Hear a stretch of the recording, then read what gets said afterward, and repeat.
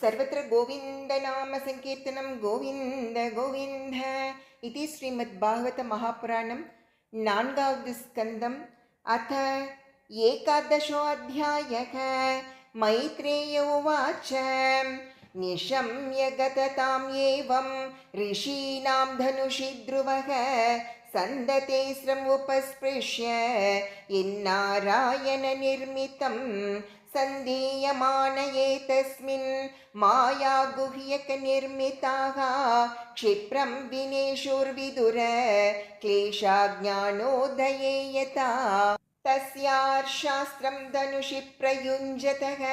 सुवर्णभुङ्गाः कलहंसवाससः विनिसृता विविशुर्द्विषद्बलं यथा वनं भीमरवाशिकण्डिनः तैस्तिग्मदारैः प्रदनेशिलीमुखैः इतस्ततः पुण्यजना उपद्रुताः तमभ्यधावन् कुपिता उदायुधाः सुपर्णमुन्नद्धपनायिवाहयः सतान् पृषत्कैरभिधावतो मृदे निकृत्तबाहुरुशिरोधरोधरान् निनाय लोकं परमर्कमण्डलं व्रजन्ति निर्भिद्य मूर्ध्वरेतसः तान् हन्यमानान् अभिवीक्ष्य गुह्यकान् अनागसश्चित्ररथेन भूरिशः औतानपादिं कृपया पितामहो मनुर्जघातो उपगतः सहर्षिभिः। मनुरुवाच अलं वत्सातिरोषेण तमोद्वारेण पाप्मना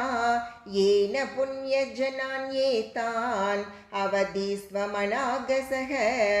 नास्मत्कुलोचितं तात कर्मैतत् सद्विगर्हितं वदो यद्वुपदेवानाम् आरब्धस्ते आकृतैर्नसाम् नन्वेकस्यापराधेन प्रसङ्गात् बहवो हताः भ्रातुर्वधाभितप्तेन त्वयाङ्गभ्रातृवत्सल नायं मार्गो हि साधूनां ऋषिकेशानुवर्तिनां यदात्मानं परागृह्य पशुवद्भूतवैशसम् सर्वभूतात्मभावेन भूतावासं हरिं भवान् आराध्यापदुराराध्यं विष्णोस्तत्परमं पदम् सत्वं हरेरनुध्यातः तत्पुंसामपि सम्मतः कथं त्ववध्यं कृतवान् अनुशिक्षन् सतां व्रतम् तितिक्षया करुणया मैत्र्या चाखिल जन्तुषु समत्वेन च सर्वात्मा भगवान् सम्प्रसीदति सम्प्रसन्ने भगवति पुरुषः प्राकृतैर्गुणैः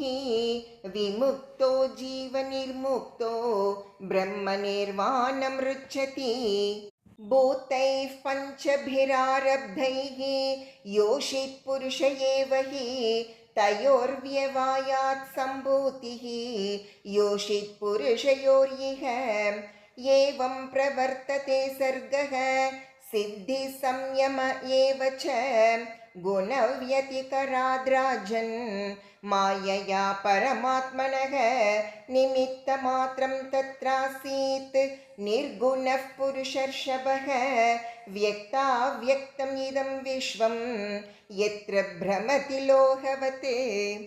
सकल्विदं भगवान् कालशक्त्या गुणप्रवाहेन विभक्तवीर्यः करोत्यकर्तैव निहन्त्यहन्ता चेष्टा विभुम्नः खलु दुर्विभाव्याम् स्वानन्तोऽन्तकरः कालो अनादिराधिकृतव्ययः जनं जनेन जनयते मारयन् मृत्युनान्तकम् न वै स्वपक्षोऽस्य विपक्ष एव वा परस्य मृत्योर्विशतः समं प्रजाः तं दावमानम् अनुधावन्त्यनीशा यथा राज्यंस्यनिलं भूतसङ्गाः आयुषोपचयं जन्तोः तथैवोपचयं विभुः उभाभ्यां रहितस्वस्थो दुस्तस्य विदधात्यसौ केचित् कर्म वदन्त्येनं स्वभावमपरे नृप एके कालं परे दैवं पुंसः कामम् उतापरे अव्यक्तस्याप्रमेयस्य नानाशक्युदयस्य च न वै चिकीर्षितं तात को वेधात स्वसम्भवं न चैते पुत्रकभ्रातुः हन्तारो धनदानुगाः विसर्गाधनयोस्तात पुंसो दैवं हि कारणम् स एव विश्वं सृजति स एवावदिहन्ति च अतापि ह्यनहङ्कारान् नाज्यते गुणकर्मभिः येष भूतानि भूतात्मा भूतेषु भूतभावनः स्वशक्त्या मायया युक्तः सृजत्यति च पाति च तमेव मृत्युममृतं तात दैवं सर्वात्मनोपेयि जगत्परायणं यस्मै बलिं विश्वसृजो हरन्ति गावो यथा वै नसि धाम यन्त्रिताः यः पञ्चवर्षो जननीं त्वं विहाय मातुः सपत्न्या वचसा भिन्नमर्ममा वनं गतस्तपसा प्रत्यगक्षम् आराध्यलेभे मूर्ध्नि पदं त्रिलोक्याः